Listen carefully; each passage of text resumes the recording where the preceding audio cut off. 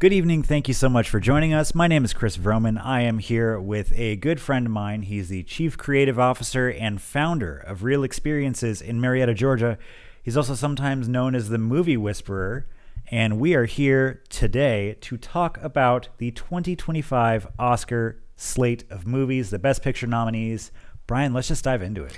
No doubt. So this is the reason that the 2025 Oscars matter this year. So each year we do connections and themes that come out of looking at all of the Best Picture nominees, not just the Best Picture, and figuring out what do they have in common. Like, what is it that these films are telling us about where we're headed as a culture, our narrative as a country, those kind of things. And so we just want to dive right into it and give you the synopsis of this year versus there is an extended cut if you want it. But here is this year's themes that we saw. And we're actually just going to dive into the ones that are the most important. Which there are a lot here. There's a lot of 10s. There are a lot of 10s, which hasn't happened before. 10 means that these themes are in every single film. So what you're seeing here are the themes and then how many times they show up. The one I would point out that's just a meta thing that's just like on the nose is a lot of these movies, the titles themselves are identity. Amelia Perez, Anora, Conclave, The Brutalist. Like, these are stories about these people's identity, right? Yeah. Even a movie like I'm Still Here is like, oh, okay. Or A Complete Unknown, like, oh, okay. Or Wicked, oh, okay, that's who you are. That kind of thing. So, yep. Yeah.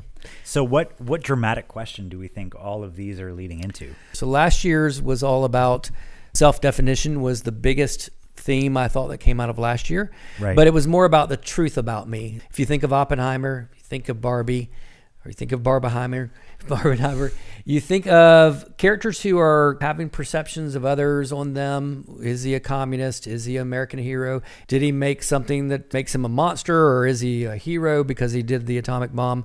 Is she stereotypical Barbie? Will she find out who she really is and define who she really is? And it's really the truth about me is last year.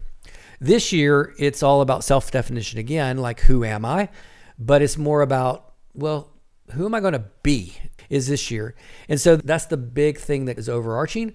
And inside of each of these stories is almost like a Cinderella tale of somebody who's an outsider becomes an insider. It is no coincidence that fate brought us together. You're hired. Let's go. They're chosen. They go through this insideness in which they become like an icon.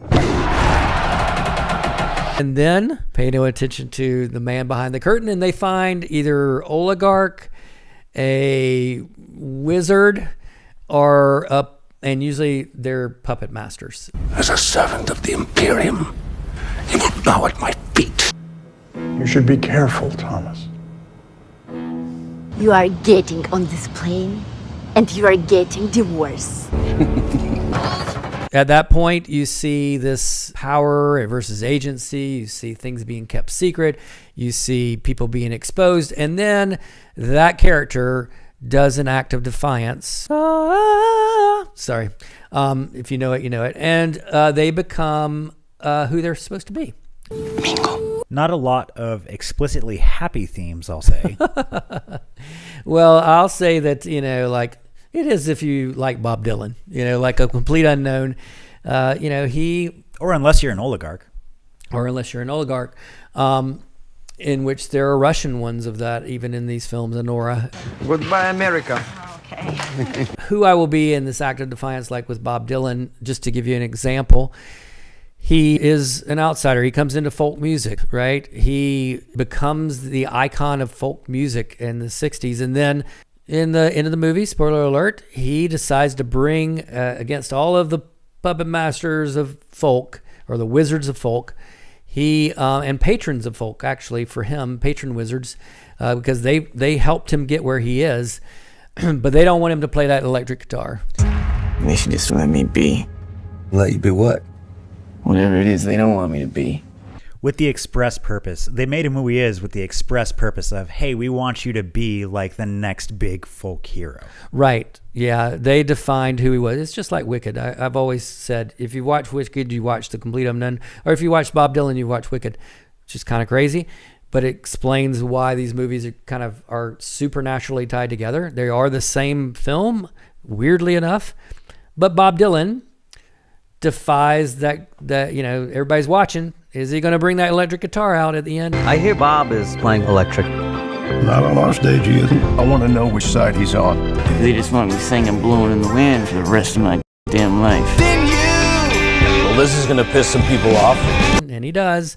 And he goes off into the sunset and defines a new identity for himself by virtue of this act of defiance. It's the same thing as Elphaba and Wicked, if that's the only movie you saw of the Oscars. Same concept. She's chosen. You, come with me.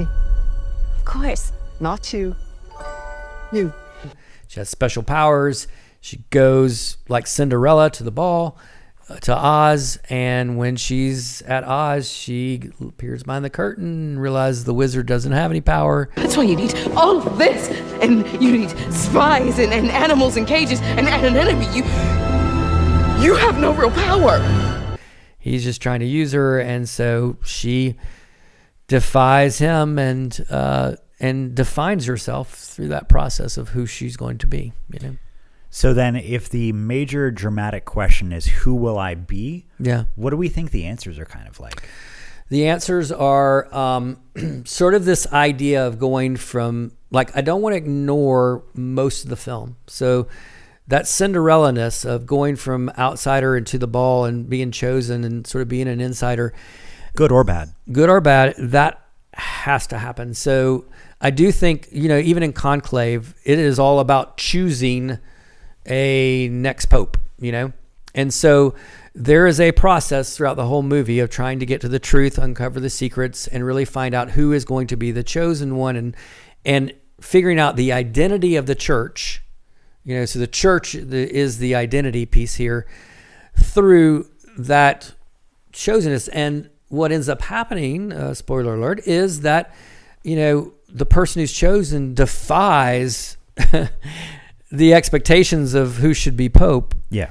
And, they thought it was conservative or liberal pope that was going to have to be chosen. And it's the third option, which is a complete defiance of what everybody thought. Yeah, but it is the definition of what the church will be because of that.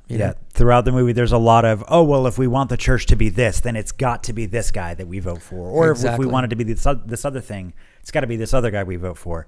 And what ends up happening is neither of those things. Right. And so I think there's a really good clip from Conclave where...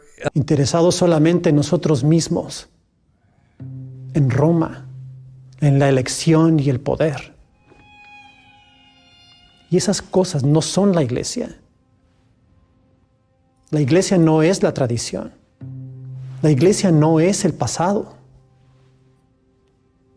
La iglesia es lo que hagamos en adelante. And I think that's all these films. It's who we will be is what we do next. This act of defiance actually does define who we will be. So that is the second part of the answer, is we've got to go through from outsider to insider and sort of also person who's seen behind the curtain to being the defier, and ultimately saying, okay, I'm going to defy the oligarchs. I'm going to defy the powers that be. I'm going to defy the wizards and the puppet masters. All right, so going from an outsider to an insider, defying puppet masters, it's a lot of stuff that sounds very grand, very large scale, and it conjures thoughts of, large protests in the street or what have you. It conjures thoughts of January 6th too. It's kind of scary. But what is it? Does it have to be that large scale? What does defiance look like? Is it big inherently, or is it a small act, or what does this mean to the person who's just going to work every day and trying to make it through? That's one of the reasons I want the Oscars to matter to people, is because I do think these themes are bigger picture themes, of our culture and our country and things like that, which you play a part in.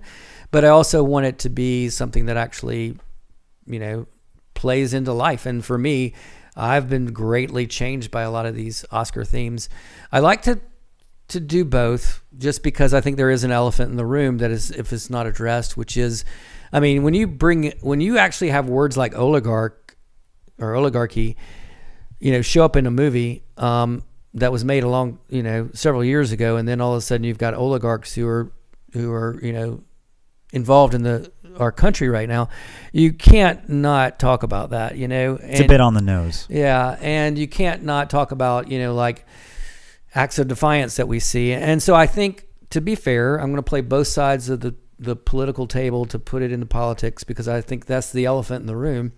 Is if you are a person who probably voted for Trump, you would probably say, oh yeah, this is exactly why I voted for Trump, is that I wanted acts of defiance, right? I want to redefine ourselves. I want to say who are we going to be by acts of defiance. I want to be an outsider who now becomes an insider, and then a defier. That's Trump to me.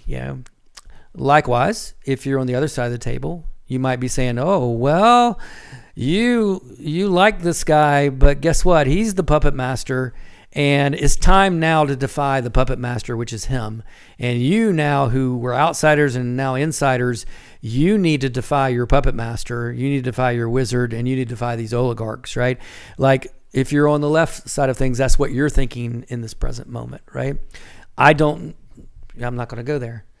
So I'll go to the other side of it, which is the personal application. And to do that, I want to show a slide, which is, sort of my premise of the Oscars, that actually these themes build upon each other like Lego blocks. So if we look at 2022, it was territorialism. It was the war in Ukraine. Was a big thing that happened during that time, but it was all about marking our territory. Then the next year, it was all about boundaries and barriers, where we needed to set up boundaries, personal boundaries, and break through barriers, which was very much an after COVID thing. How do we break through relational barriers and see each other again? How do we stop social distancing? For me, it was big because I began to talk to strangers, was my big edict that year. And I began to create boundaries for myself as far as my phone. So that was a big year for me. Add that. And then last year is defining myself, the truth about myself. Who am I? How am I defining myself? Then this year, it's, who I will be, and a bit of defiance. So you see the we, and then the me that's happening now, right? And so I want to bring this to a tangible example of how this has changed my life and what I've done about this. So this is an example that happened just recently, and I hope this doesn't sound like I'm virtue signaling more than just like, here's how I made it happen. So I went out on Facebook. There was a person who was blasting all the time, and their blast was something I just wanted to snooze or silence or unfriend. It was one of those, ooh, should I block moments? Yeah. And instead, I called up and said, hey, can we go for coffee? And so I broke through the relational barrier, and I didn't mark my territory. I said, I'm not marking territory here. I'm going to break through that relational barrier. And sure, we're going to have boundaries. I know going in, I'm going to make sure I create boundaries for myself. And those boundaries are, we're not going to argue about politics, right? Like, this is not a discussion in which we just create an argument. Like, that's not the purpose. So there's my boundaries. And then my relational barriers I'm breaking through, right? And I'm being intentional as to breaking through that relational barriers. Then the conversation was beautiful because I just was leaning in to say, let me understand the truth about you, and let you understand the truth about me, right? And it was defining ourselves, and being able to define who we are, based on things, and me being able to just to say, why do you post on Facebook so much? Like, what's going on when you do that, and just asking him questions, not as a trap, not as a, oh, blah, blah, blah, but not with a response in mind. Not with a response, just really curious, as well as getting to the truth, and so that's that year, right? Then add this year's Lego. I felt like by the end of the conversation that we were defining ourselves now, once we had this relationship and this conversation, by understanding who the puppet masters were that were pulling our strings, and being able to say, you know what, we're not going to let them pull our strings. We're not going have this person say this or do, because we were able to talk about each other, like, where are you getting your information, like all this stuff. And we sort of started to understand each other's puppet masters and being able to expose them, and being able to say, okay, these oligarchs are not going to have, my money. And we walked out with a better definition of ourselves and our relationship. And we went through a process of sort of outsiders to insiders with each other's, to almost defiers by the end of the conversation. Like, we were defying gravity. We were defining we were finding a common ground in who we should be defying, if that makes sense. Yeah. Versus trying to just look at each other as the people we're defying against. So that is a practical example of something that built Lego blocks on years of Oscar themes that are practical to your life. So despite all those scary looking themes and all of those bubbles, it sounds like it's something that can have a lot of hope in it as well. Yeah, I'm always going to speak from a person of faith. I look at Jesus, God, as an outsider becoming an insider here on earth, and there's acts of defiance. There are acts of, turning over tables in the temple. There are acts of defiance as far as just the way he would answer Pharisees, where if he was asked a direct question, he knew it was a trap, and he wouldn't answer the specific way they wanted him to. The woman caught in adultery is a great example there, right? There are acts of defiance as far as, like, with Pilate. He doesn't, here's a good thing. He doesn't turn on blast for Pilate. Instead, he doesn't say anything, which is an act of defiance, right? And so there are a lot of things I look at with Jesus and go, oh, let me understand that. And one of the things we talked about this was whether it's for something or against something as far as defiance. And in these movies, it's a little bit of both, but I think probably the biggest example for me with Jesus is when he turns over the tables. You could say he was against the money changers, like he was against the fact that they were making a mockery out of his father's house. And so he was defying against, but I think he was defying for, because I've heard sermons where I didn't realize this, but the money changers were in the space where the Gentiles, that's the only place the Gentiles could worship Jehovah God. And so they were there and keeping the Gentiles from having access to God. And so when Jesus was turning over the tables, he was for Gentiles having access to God. And so for me, that's a great example where you see in these movies too, it's an against and a for, which can apply to our lives as well. Yeah, I love that. Mm-hmm. Thank you so much for sharing all those things. I have to ask, which of these movies do you think is going to win Best Picture? See, probably by the time we air this, it'll all be said and done. And so I will get it wrong again, which is my pattern. Which one is your favorite, by the way? Which one would you want to win? My favorite is Conclave. I am a sucker for a good political thriller. And the fact that they pulled that off while also presenting an honest to goodness movie about what the church can do in today's society. I loved it. What about you? I liked The Complete Unknown. I really just enjoyed it for some weird reason. I'm not a music guy. I'm not a Bob Dylan guy, but I just felt it was really, I felt like there was something about it that was very, very important for our times. I think it's the idea of, hey, we need to create a new song, or we need to create a new sound. Here in America, like, we need a new sound. We need electric guitars now, So I liked it from that standpoint. But mine never wins. So I think Anora is supposed to win. Conclave may win, but Anora is supposed to win as, ironically, the Cinderella story, which is what it is. It would be a Cinderella story from an Oscar perspective as well. Awesome. Well, thank you all so much for joining us. Thank you so much for joining us. Enjoy the Oscars. Thanks.